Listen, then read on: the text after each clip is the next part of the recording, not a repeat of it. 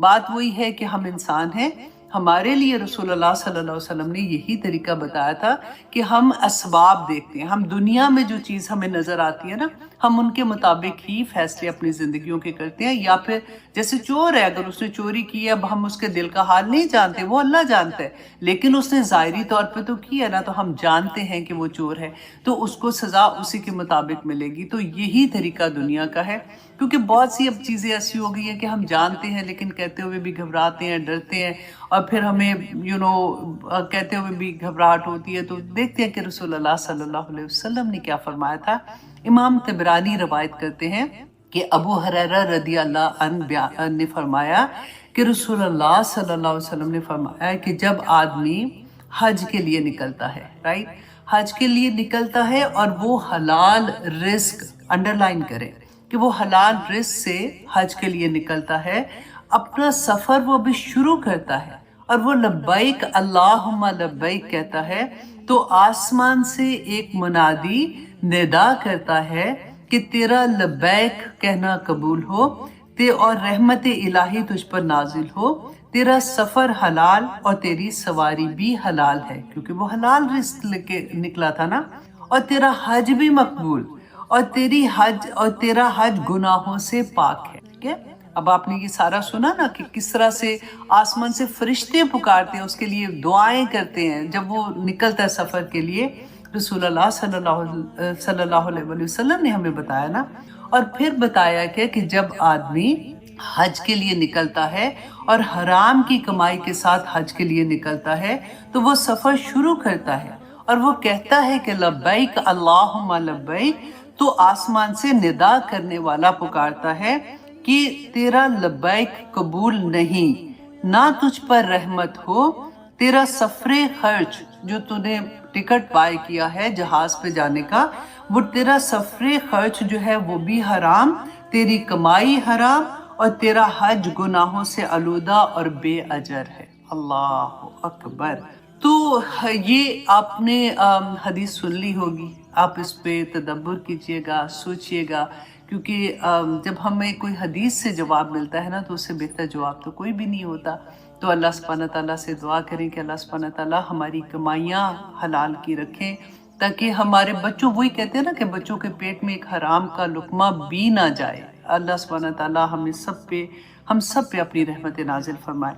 और एक और बड़ी खूबसूरत हदीस, मुस्लिम की हदीस है कि अबू कतादा रवायत करते हैं कि रसूलुल्लाह सल्लल्लाहु अलैहि वसल्लम ने फरमाया था, क्योंकि अक्सर स्टूडेंट के क्वेश्चंस थे कि रोज़ों के बारे में आपने रखने हैं, वही मैंने अपनी छोटी सी वीडियो आपके लिए इसीलिए भेजी थी। आप पूरे रखें, पूरे 9 रोजे रखें, लेकिन अगर नहीं रख सकते तो चले, जब जब आपको होगा ना कि आज रख सकती हूँ तो ज़रूर रखिएगा, बहुत अजर है उसका। अगर कोई भी नहीं रख सकते, मुश्किल है, हर एक डिफरेंट होता है ना, तो फिर 9 ज़िलहज का जो अरफा के दिन का रोज़ा है ना, जो आपके मुल्क में, आपके शहर में जो अरफा का दिन होगा, उसके दिन का जो जब आप रोज़ा रखेंगे, तो रसूलुल्लाह सल्लल्लाहु अलैहि वसल्लम ने फरमाया था कि पिछले साल और आने वाले साल के गुनाहों का कफ़ारा हो जाता है। अल्लाह पर कितनी प्यारी बात है ना, इतना बड़ा रोज़ा है। तो अल्लाह सुब्हानहू तआला हमें तौफीक अता करे कि हम ये रख सके। लेकिन आप ये देखिएगा कि वो गुनाह जो हम अल्लाह की हकूक़ पूरे नहीं करते, नमाज, रोज़ा, हज, ज़कात, ऐसे वाले हमारे छूट जाते हैं, इंशाअल्लाह अल्लाह सुब्हानहू तआला हमें माफ़ कर देंगे। क्योंकि देखिए, एक एक नेकी पे 10-10 गुना अजर, चाहे तो 700 गुना अजर। इतनी चीज़ें जब हम हदीस पढ़ते हैं कि इतने गुनाह भी होंगे तो माफ़ हो जाएंगे, लेकिन आप ये याद रखिएगा कि हुकूकुल इबाद जब तक बंदा माफ़ नहीं करेगा ना, तो माफ़ी नहीं। कि यौम अरफा का रोज़ा जो है वो हम 9 ज़िलहज को रखेंगे, या फिर हम उस दिन रखेंगे जिस दिन हाजी जो है वो अरफा के मैदान में होते हैं। तो इस पे कुछ उलमा का इख्तलाफ है। बाज़ उलमा ये कहते हैं कि जिस मुल्क में, जिस शहर में आप हैं, जहाँ पे भी 9 ज़िलहज आपका आता है, तो आप उसके मुताबिक रोज़ा रखेंगे।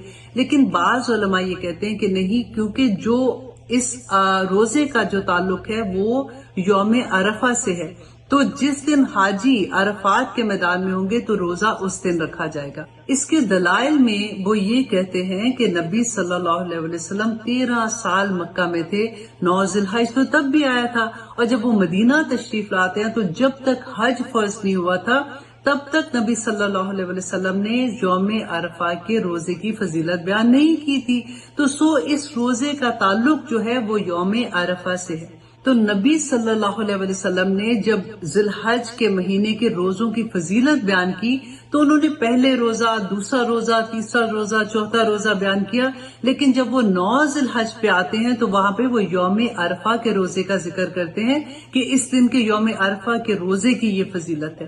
تو اس لیے ہمارا روزہ جو ہے وہ اسی کے مطابق ہونا ہے جس دن حاجی عرفہ کے میدان میں ہے۔ اب دیکھیے اتنی آسانی ہے ہم سب کے لیے، ہم سب کو آسانی سے یہ پتہ چل جاتا ہے کہ حاجی کون سے دن عرفہ کے میدان میں ہے، لیکن اگر ایسا ہے کہ آپ کے ملک میں جو 9 ذی الحج ہے وہ اس دن آ رہی ہے جس دن حاجی ابھی عرفات کے میدان میں نہیں ہے، تو آپ اس دن کا بھی روزہ رکھ لیں، اور اگلے دن جس دن حاجی عرفات کے میدان میں ہے آپ اس دن کا بھی روزہ ساتھ میں لا دیں تو فور شور، کیونکہ یہ اتنی بڑی اجر کی بات ہے کہ پچھلے پورے 1 سال اور آنے والے 1 سال کے گناہوں کا کفارہ ہے، تو ہم میں سے کسی کا دل یہ نہیں چاہے گا کہ ہم اس میں سے چھوٹی سی بھی مسٹیک کر لیں۔ اللہ سبحانہ تعالی ہم سب کی عبادات کو قبول کرے، آمین ثم آمین۔ السلام علیکم ورحمۃ اللہ وبرکاتہ۔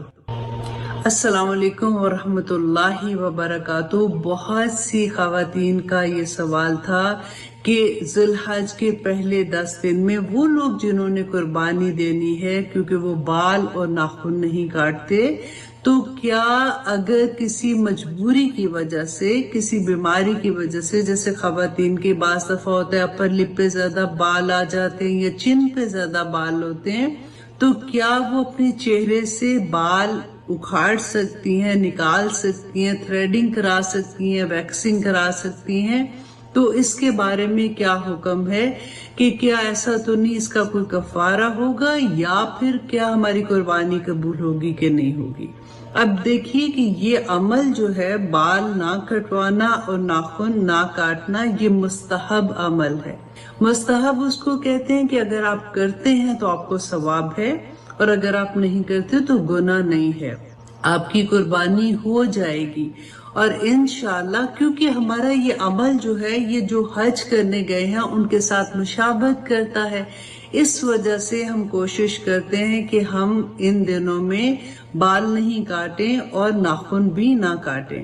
اگر ایسا ہو جاتا ہے کہ کسی بیماری کی وجہ سے آپ کے بال جو ہیں وہ 4-5 دن کے اندر اتنے ویزیبل ہو جاتے ہیں کہ وہ اچھے نہیں لگتے اور آپ ان کو ریموو کر لیتے ہیں، تو آپ کو گناہ نہیں ہے اور اس کا کوئی کفارہ بھی نہیں۔ دیکھیں حضرت علی کا قول تھا، بہت خوبصورت بات تھی، کہتے ہیں کہ رسول اللہ صلی اللہ علیہ وسلم نے فرمایا کہ جب آدم علیہ السلام کو کریٹ کیا اور زمین کو جب یہ بتایا کہ تم پہ آدم رہے گا، تو کہتے ہیں کہ جب اس کو یہ پتا چلا کہ ابن آدم میری پیٹھ پر گناہ کریں گے تو وہ کانپ اٹھی، تو زمین کانپ اٹھی، تو اللہ سبحانہ تعالیٰ نے اس پہ پہاڑ گاڑ دیے تھے۔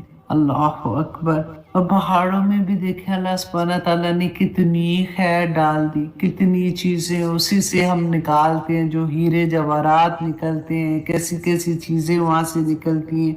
تو اللہ سبحانہ تعالیٰ فرماتے ہیں وَأَنْهَارٌ، اور نہریں، وَسُبُلًا، اور راستے، لَعَلَّكُمْ تَهْتَدُونَ، تاکہ تم ہدایت پاؤ، تاکہ تم منزل تک پہنچ جاؤ۔ دنیا میں اللہ سبحانہ تعالیٰ نے جب کریٹ کی تو راستے بھی بنا دیے تاکہ بندہ ایک جگہ سے دوسری جگہ رہے، اور وہ رب جو دنیا میں رہتے ہوئے ہمارے لیے سبلن بنا رہا ہے، راستے بنا رہا ہے، کیا وہ ہمیں جنت تک پہنچنے کا راستہ نہیں بتائے گا؟ یہ ہے وہ ہے۔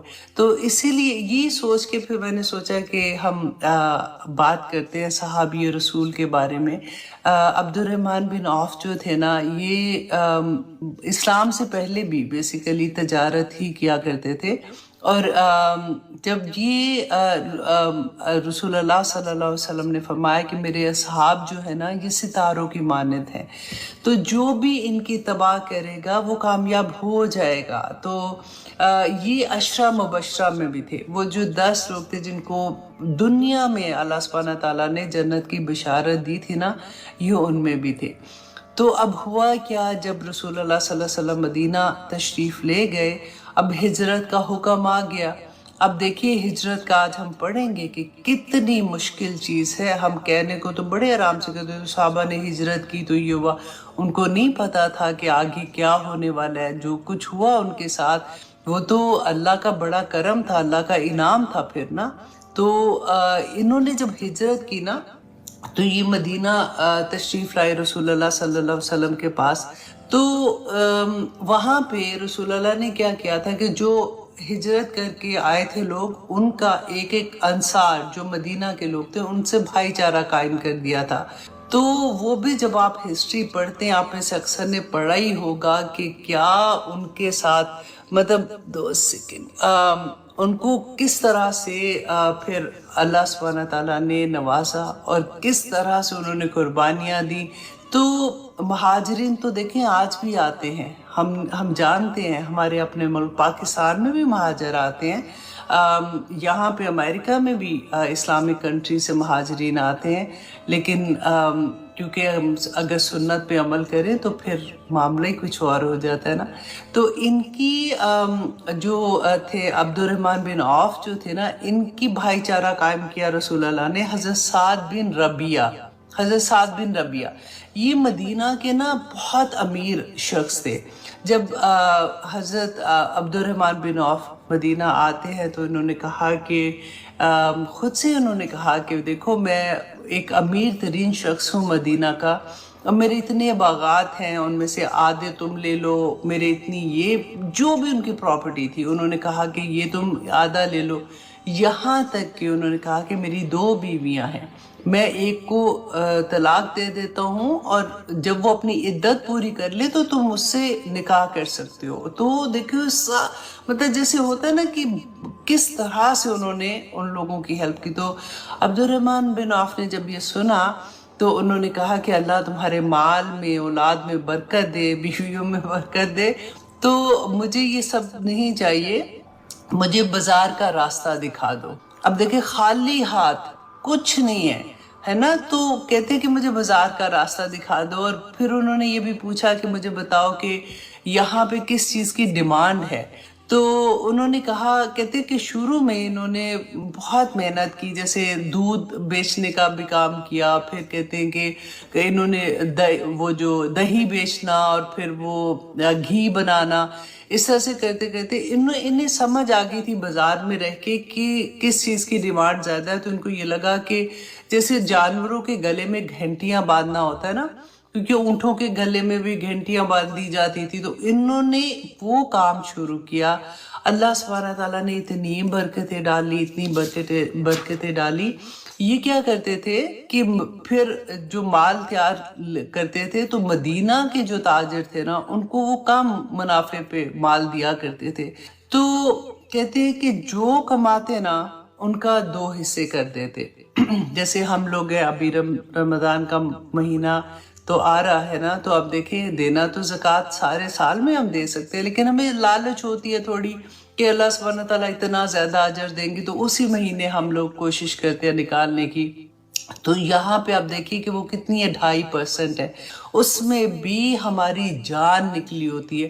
اچھا زیور ہمارے پاس اتنا ہے تو ہاں وہ تو زیور میں تو اتنے تو اس کے اندر ٹانکے لگے ہوئے ہیں، اتنے تو اس کے اندر سٹون لگے ہوئے ہیں، اچھا وہ بھی نکال دو، وہ بھی نکال دو. دیکھو قرآن میں اللہ سبحانہ تعالیٰ فرماتے ہیں نا کہ جب اللہ کو دینا ہوتا ہے تو کس طرح سے تم دیتے ہو. جب اللہ تمہیں دیتا ہے تو اللہ سبحانہ تعالیٰ تو سوچے سمجھے بغیر دے رہا ہوتا ہے نا بندے کو، کہ وہ کس طرح سے اس مال کو حقدار بھی نہیں ہوتا. اچھا انہوں نے کیا کیا تھا کہ یہ جو بھی ان کا مال کماتے تھے نا اس میں سے آدھا اللہ کی راہ میں رکھ لیتے تھے اور آدھا اپنے خرچے کے لیے رکھتے تھے. ایک ٹائم آیا تھا، کہتے ہیں کہ انہوں نے فرسٹ ٹائم جب انہوں نے 8,000 دینار ان کو منافع ہوا تو اس میں سے نا 4000 دینار لے کے یہ رسول اللہ صلی اللہ علیہ وسلم کے پاس گئے، اور جا کے جب ان کو کہا کہ یہ غریبوں کا حصہ ہے تو آپ جہاں پہ چاہے اس کو تقسیم کر دے، تو رسول اللہ صلی اللہ علیہ وسلم نے جب دیکھا 4000 دینار تو انہوں نے کہا کہ عبد الرحمن گھر میں کیا چھوڑا ہے؟ تو انہوں نے کہا کہ اس کا آدھا میں گھر پہ چھوڑ کے آیا ہوں، یہ آدھا ہے۔ تو رسول اللہ خوش ہو گئے، اور انہوں صلی اللہ علیہ وسلم تو انہوں نے فرمایا کہ عبد الرحمن اللہ سبحانہ تعالیٰ تمہارے مال میں برکت عطا کرے۔ تو کہتے ہیں کہ عبد الرحمن بن عوف خود کہا کرتے تھے، ایون صحابہ بھی ساتھ کہتے تھے کہ اس دعا کے بعد سے عبد الرحمن مٹی کو بھی ہاتھ لگاتے تھے تو سونا بن جاتی تھی، اتنا اللہ نے ان پہ اپنا کرم کیا تھا۔ کہتے ہیں کہ اس کے بعد مدینہ میں ایک دفعہ کیا ہوا کہ پھر بہت اللہ سبحانہ تعالیٰ نے ان پہ فضل کیا اپنا۔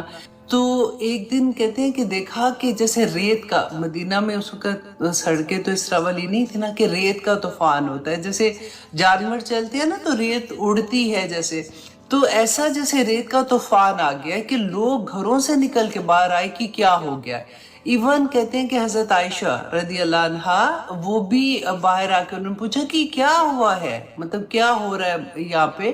تو لوگوں نے کہا کہ عبد الرحمن کا قافلہ آیا ہے۔ تو انہوں نے کہا قافلہ آیا ہے؟ کیا کوئی قافلہ اتنا بڑا بھی ہو سکتا ہے؟ تو عبد الرحمن بن عوف کہتے ہیں کہ ان کے 700 اونٹ مال سے بھرے ہوئے، اور وہ مدینہ کے عین درمیان میں انہوں نے آ کے ان کو روکا، اور پھر وہ پورے کے پورا جتنا مال تھا وہ روتے جاتے تھے اور غریبوں میں تقسیم کرتے جاتے تھے، یہاں تک کہ 700 اونٹ کا آخری اونٹ کا بھی مال انہوں نے تقسیم کر دیا۔ اتنی دریا دلی اور سخاوت کے باوجود جب ان کا انتقال ہوا نا تو کہتے ہیں کہ ان کی وراثت میں 1000 اونٹ، 1000 گھوڑے اور 3000 بکریاں تھیں، اور اس کے علاوہ کہا جاتا ہے کہ ان کے ترکہ میں جو انہوں نے چھوڑا تھا، جو ان کا سونا تھا، اس زمانے میں روپے نہیں نہ ہوتے تھے جیسے ہمارے ڈالرز ہیں، روپے ہیں، تو اس زمانے میں تو سونے سے ہی لین دین ہوتی تھی، سونا از اے منی، رائٹ؟ تو کہتے ہیں کہ جو سونا تھا نا وہ اتنا تھا کہ جب اس کو کاٹنے کے لیے، وہ بڑے بڑے سلیب کی طرح کاٹنے کے لیے جو مزدور بلائے تھے ان کے ہاتھوں میں چھالے پڑ گئے تھے۔ اللہ اکبر۔ عبد الرحمن بن عوف کی 4 بیویاں تھیں، ہر بیوی کی وراثت میں 1,00,000 دینار آیا تھا، 1,00,000 دینار۔ اگر آپ وہ پاکستانی روپوں میں آپ دیکھتے ہیں تو 2,03,78,075 روپے بنتا ہے، یہ ایک بیوی کا حصہ تھا جو اس کو ملا تھا۔ تو جو حصہ دینے کے بعد جو باقی ان کے بچے تھے وہ تھے 32,00,000 دینار، ان کے جو باقی بچ گئے تھے۔ وہ کہتے ہیں کہ اگر اس کو اندازہ لگایا جائے پاکستانی روپیز میں تو 51 ارب۔ آپ دیکھیں آج کل ہم ایسے ہی پریس ہو جاتے ہیں، فلاں کے پاس کیسے یہ صحابہ تھے، خالی ہاتھ آئے تھے مدینہ میں، اور اللہ سبحانہ تعالیٰ نے ان کو کیسے نوازا تھا۔ 51 ارب 74 کروڑ 77,82,400 روپے بنتا ہے اس کو اگر تقسیم کیا جائے۔ تو کہتے ہیں کہ ساری زندگی، اور اتنے سمپل تھے کہ اگر اپنے غلاموں، بے شمار غلام تھے ان کے، اگر غلاموں کے درمیان میں اپنے جو کام کرنے والے بھی تھے نا ان کے درمیان میں چل رہے ہوتے تھے تو کوئی پہچان بھی نہیں سکتا تھا کہ یہ ان کا مالک ہے، اس طرح کا حال تھا ان کا۔ اور وہ کہا کرتے تھے کہ ان کی زندگی کے جو اصول تھے کاروبار کے، نمبر 1 یہ کہ انہوں نے کہا کہ کبھی ادھار مال لے کے میں نے کام نہیں کیا، نمبر 2 کہ ادھار مال بیچا نہیں کبھی بھی، نمبر 3 یہ کہ کبھی مال کو روکا نہیں، مطلب جمع نہیں کیا کہ آج ضرورت ہے تو چلو جی ابھی روک لیتا ہوں تو کل کو جب لوگوں کو ایسا ہوگا تو پھر میں اس کو زیادہ قیمت پہ بیچوں گا۔ کبھی انہوں نے مال کو روکا نہیں، اور یہاں تک کہ اگر ان کا مال ہوتا تھا اور ان کو یہ ہوتا تھا کہ میں کم قیمت پہ بھی بیچ کے تاکہ یہ مال نکل جائے اور پھر میں اسی سے اگلا مال لے لوں گا، تو یہ ان کا ایک اصول تھا۔ اور انہوں نے چوتھی بات یہ کہی کہ میں نے اپنے مال کا عیب کبھی کسی سے چھپایا نہیں۔ بیچنے والے کو وہ اگر مال میں کوئی عیب ہوتا تھا تو اس کو بتاتے تھے ان کو. اچھا اس کے بعد میں نے ایک حدیث جو پڑھی نا تو مجھے اتنا اچھا لگا کہ ہم مسلمان جو ہے نا اکثر چیزیں ہم اپنی اصل بیسیکلی بھول جاتے ہیں کہ رسول اللہ صلی اللہ علیہ وسلم نے فرمایا کہ رزق کے 10 دروازے ہیں. کتنے دروازے ہیں؟ 10 دروازے ہیں. ان میں سے 9 دروازے جو ہے نا جو تجارت کرتے ہیں, اپنا بزنس خود کرتے ہیں, انٹرپرنور جیسے کہتے ہیں نا, خود سے کرتے ہیں. 9 دروازے رزق کے جو ہے نا وہ تجارت کی وجہ سے کھلتے ہیں.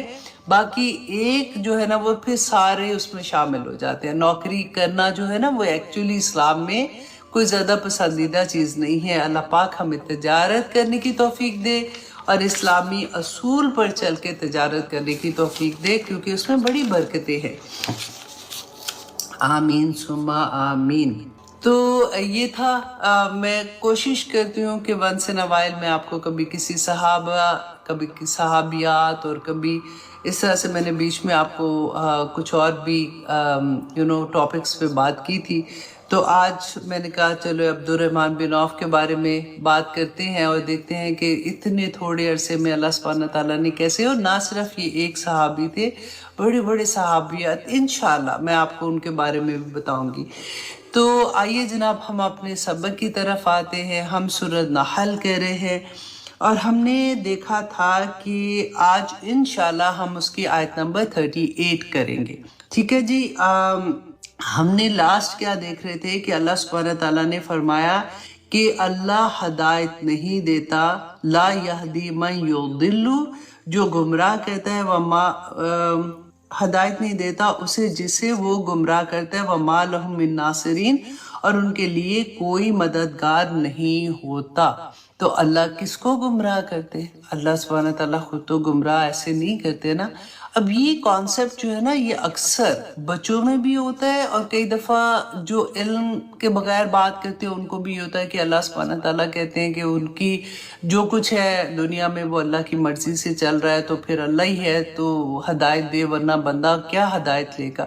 تو اس طرح کی سینٹنس ہم اکثر سنتے ہیں. دیکھیں کائنات میں, اور ایک دفعہ یہ بھی ہوتا ہے کہ کہتے ہیں کہ جی فلاں جگہ پہ جیسے پورے کے پورا گھر چوری کر کے لے گیا بندہ, تو کہتے ہیں جی کچھ چھوڑا تو نہیں, تو یہ اللہ کی مرضی سے کیا ہوا ہے کہ اللہ سبحانہ تعالیٰ چاہتے تھے کہ یہ سارا کچھ ہو جائے.